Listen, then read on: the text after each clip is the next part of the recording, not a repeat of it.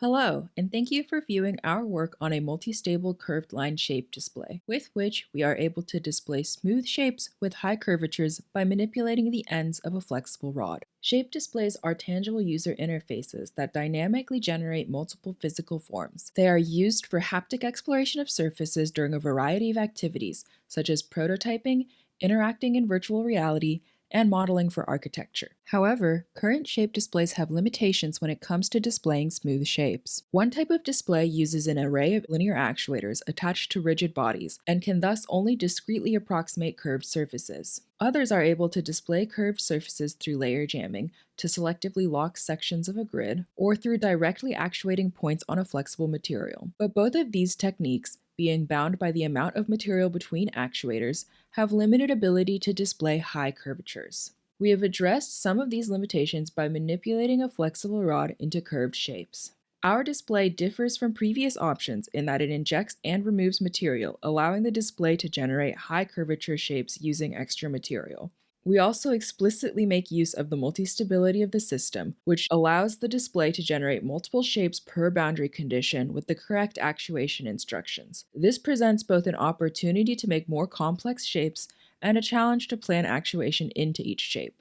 In this work, we built the display, modeled the system using the discrete elastic rods formulation, tested shape generation on the system and compared the generated shapes to the simulated shapes, and conducted a preliminary exploration of the system's loading response. The display is composed of a flexible rod with two individual nodes, one on each end of the flexible rod. There are three actuated mechanisms per node. The nodes extrude more material into or remove material from the display through a prismatic joint, bias the ends of the rod about a revolute joint, and translate up and down the frame using a rack and pinion.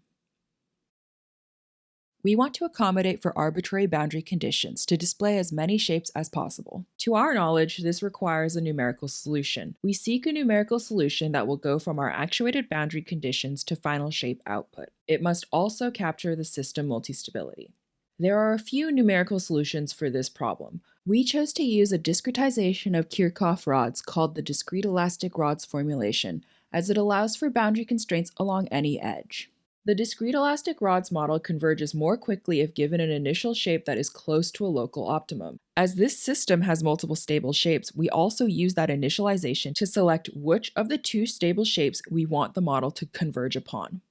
Our initialization is found using a circular splines optimization based on work from Yüksel et al. We are using this initialization because it allows for tangent constraints, which matches one of our degrees of actuation, and because we have found the circular splines to be very similar to the final simulated shape. We hypothesize that this is because minimizing curvature, as we do in the circular splines initialization, is similar to minimizing bending energy.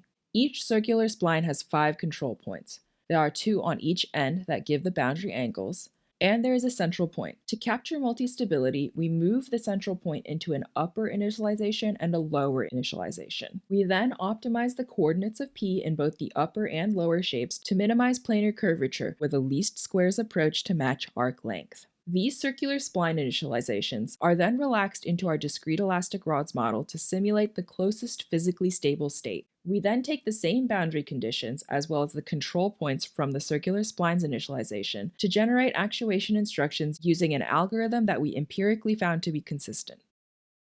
In this algorithm, the display extrudes some slack, biases toward the central point of the spline, extrudes to the length of the desired final shape, biases to the boundary angles of the desired final shape, and translates to the height difference of the desired final shape. Using this algorithm, we generated a number of shapes and then compared them to our simulated shapes. To get a good overview of our display's capabilities, we generated shapes with the bias angles flat, angled upward toward the center, angled downward toward the center, and asymmetrically angled. We also tested these bias boundary conditions with the nodes at staggered heights. For each of these boundary conditions, we generated actuation instructions for the upper and lower stable shapes. For each of these shapes, we did 3 trials, analyzed the consistency of the shapes generated, and compared the display shapes to the simulated shapes. The display is able to consistently generate shapes similar to model predictions. The dashed lines in the figure represent the mean height of the experimental data. The mean standard deviation in height between trials was 0.75 millimeters or 0.47% of the display's vertical range. The solid lines in the figure represent the discrete elastic rod's simulated shape.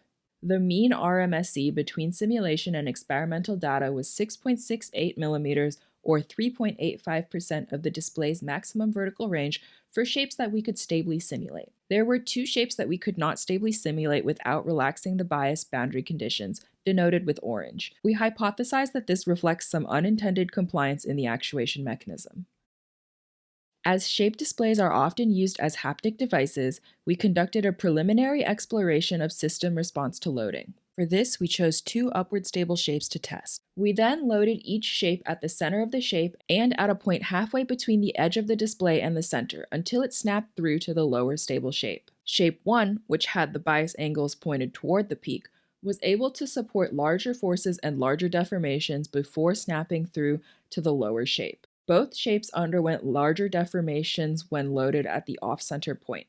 Further testing is necessary to explore other shapes and inform future designs.